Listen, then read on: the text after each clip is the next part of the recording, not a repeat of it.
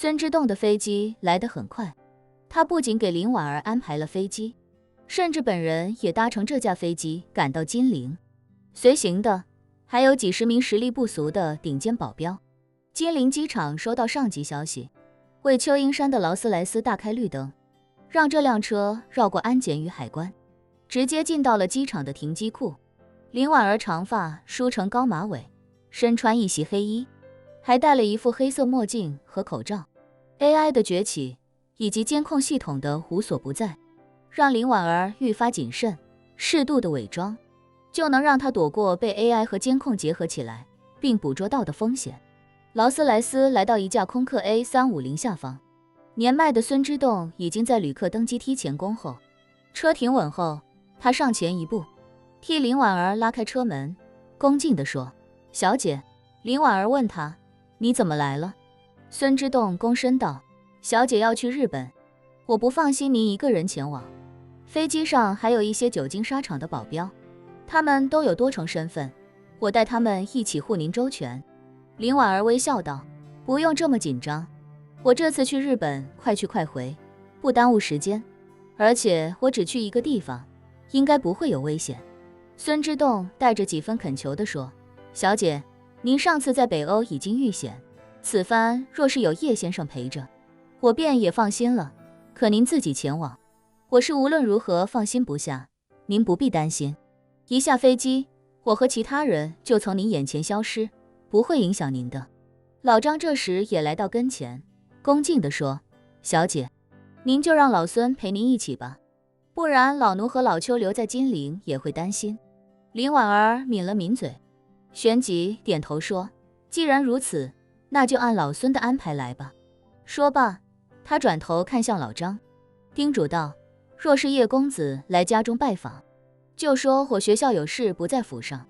不过他大概率不会过来，你记着以防万一便是了。”老张立刻说道：“老奴遵命。”林婉儿点点头，率先迈步登上云梯，头也不回地对身后摆手道：“老孙你腿脚不麻利，我就先上去了，免得在你后面干着急。”说着已经一路小跑登上飞机。孙之洞与老张、邱英山相视一眼，三人均是笑而不语。小姐几十年来一直如此，认真的时候比这世上任何人都要严格严肃，但放松的时候与其他17、18岁的女孩子一样孩子气。半小时后，飞机被推出机库，一路滑行至跑道尽头，双发引擎呼啸着，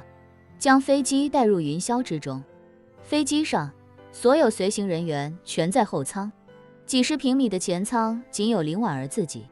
就连孙之洞都不敢叨扰她，独自去了后舱。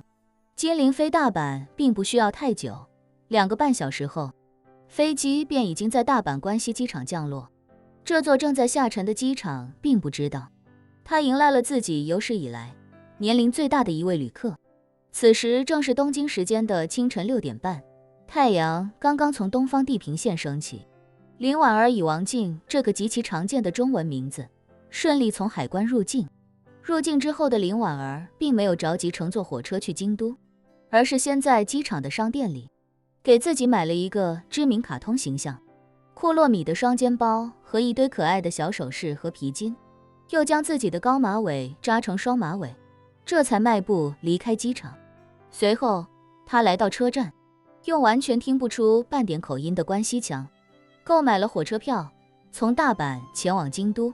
而孙之洞等人则全都在暗中保护林婉儿。活得久有很多好处，不但去过很多地方，体验过很多风土人情，也掌握了许多种语言。而且因为林婉儿曾在明治维新时期在日本生活过很长一段时间，所以她的日语不仅极度熟练，而且比绝大多数日本人都还要熟练得多。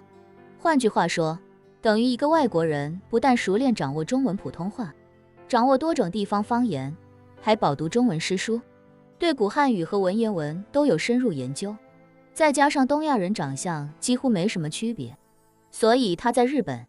就像一滴水汇入大海，完全没有任何痕迹。当林婉儿抵达京都的时候，已经是早晨8点40分。京都是一个生活节奏相对较慢的城市，虽然很早就实现现代化，但传统建筑保留得非常好，所以这里不但有很多古刹，还有很多历史悠久的古宅，比如伊藤家族的老宅就在这里。与遍布新贵的东京不同，京都隐居着很多在日本手眼通天、根深蒂固的老钱，可谓是卧虎藏龙。林婉儿没有着急立刻去金阁寺，而是先沿着金阁寺的方向，在京都老城内的小巷里肆意闲逛了一阵。逛到肚子饿了，她想找家店吃顿早餐，无意间看到一家打着百年老店招牌的斋藤小姐汤豆腐店，她嘴角微微上扬，随后便独自走进店里坐了下来。汤豆腐是京都比较传统的吃食，食材比较简单，就是嫩豆腐、海带和煎鱼，再搭配日式酱油或味噌等调味料一起煮。不过这家店与其他店有所不同，这家店的招牌不是传统的京都汤豆腐，而是普洱松茸汤豆腐。店面不大，经营者是一对年迈的老夫妻。墙上的介绍中写着这家店最早创立于1897年。林婉儿走进店里，男店主便热情地招呼：“请随便坐，菜单就在桌子上，需要点单随时叫我。”林婉儿点点头，寻了一个角落坐下，看了一眼菜单，指着最上方最显眼的普洱松茸汤豆腐说：“来一碗招牌吧，谢谢。”“好的，您稍等。”男店主鞠了个躬，便去了后厨烹制。很快，一份很简单的汤豆腐便端到了林婉儿面前。汤汁味道清新之中又带着浓郁，那是茶香与松茸香味融合的奇妙味道。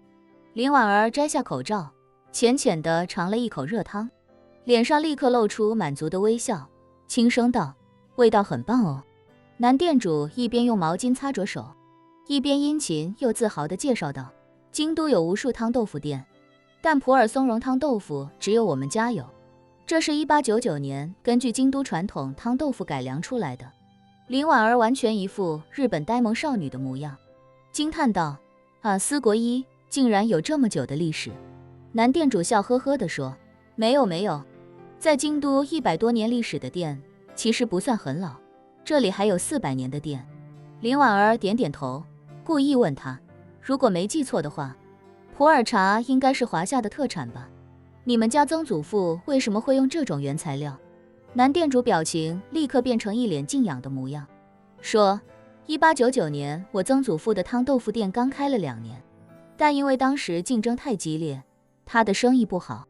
濒临倒闭。当时他夫妻2人带着3个孩子，大雪天在汤豆腐店门口叫卖，日子过得十分清贫。那时候，一位游历过华夏的斋藤小姐住在京都城中心。那时斋藤小姐在京都城中心有一处又大又好的宅子，宅中收养了许多孤儿。斋藤小姐人美心善，见她的汤豆腐店总是门可罗雀，就特地让她每日给府中送50份汤豆腐，让先祖有了养家糊口的能力。后来斋藤小姐还将游历华夏时带回来的普洱茶叶和干松茸拿给她，让她改良配方，所以后来才有了这独一无二的普洱松茸汤豆腐。说到这里，男店主眼眶红润，感叹道：“曾祖父一直说，斋藤小姐是我们沙木一家的恩人，如果不是她，当初他和太太以及3个孩子恐怕都挺不过那个冬天。后来斋藤小姐离开京都，再也没回来，他就把店名从沙木汤豆腐店改成了斋藤小姐汤豆腐店。”林婉儿面露惊奇，思绪却回到了100多年前的京都街头。那时候京都的雪比现如今的冬天还要大得多，也冷得多。他坐着轿子从京都老城经过，看到衣衫褴褛的一家5口冒着雪在街边叫卖汤豆腐，眼看3个孩子冻得瑟瑟发抖，手、脸和耳朵都生着冻疮，心里不忍，便对那家男主人说，让他明日一早送50份汤豆腐到府上。那男人知恩图报，送来的汤豆腐不仅用料扎实，而且分量十足，虽是不那么好吃，但也能看出着实用了心思。于是林婉儿便让他次日再送50份，如此持续10天。林婉儿发现他每天送来的汤豆腐不但品质没有任何下滑，反而因为有了收入和利润，所以还逐渐多了些昂贵配料。而过去的那10天里，林婉儿因为吃不惯他的汤豆腐，便试着将少许普洱茶叶和松茸干一起放入汤豆腐中2次加工。几次之后，他找到了最相宜的配方，让汤豆腐的味道大为改观。也是觉得那店主人品不错，林婉儿便将自己闲来无事琢磨出的配方传给了他。没想到这家店竟然从那时候一直开到现在，连配方都几乎没变。更让他没想到的是，店铺的名字竟然还改成了斋藤小姐。斋藤浅子便是当年林婉儿在京都生活时的化名。品尝着碗里与当年几乎没什么区别的汤豆腐，林婉儿不禁在心中感慨，时光飞逝，岁月穿梭，回想起来，离开京都已有100多年了。